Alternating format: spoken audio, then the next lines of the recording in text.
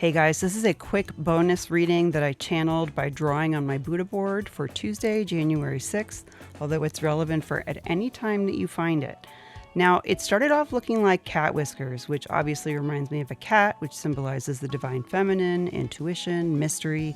We saw in the weekly reading that you're going to want to check out that it's a theme this week of mending our relationship with our inner divine feminine. As I continued drawing, it sort of transformed into a dragonfly, which represents lightness of being, transformation, and has a strong connection to the water, which is our emotions.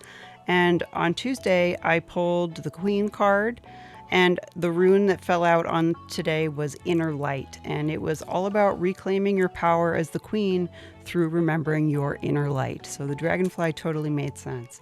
As I continued drawing, I saw Chinese symbols, which reminded me of writing, and also the wings on the dragonfly began to look like feathers, which reminded me of a pen and quill, and again brought me back to writing. Now, the Queen card had a sword on it. Swords are also symbolisms of writing. So today could be a strong day for writing. You could write something important today. There was a very, very high emphasis on something you write, something someone writes to you, some form of expression through writing. Now, the next strongest symbolism was water.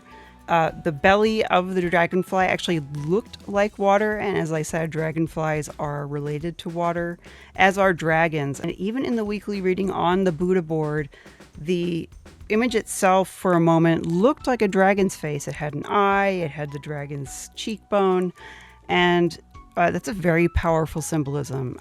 Luck, good fortune, power, wisdom, and interestingly, control over water, which is our emotions. So as I drew the tail of the dragonfly, it sort of started to look like a bee stinger, which reminded me of float like a butterfly, sting like a bee, that boxing metaphor.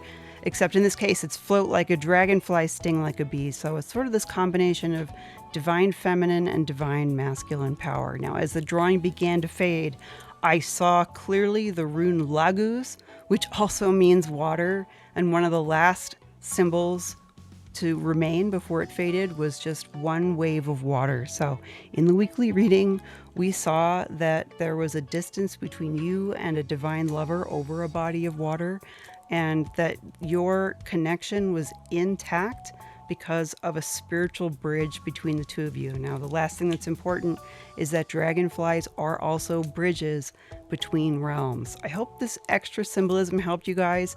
Check out the weekly, and I'll see you next time.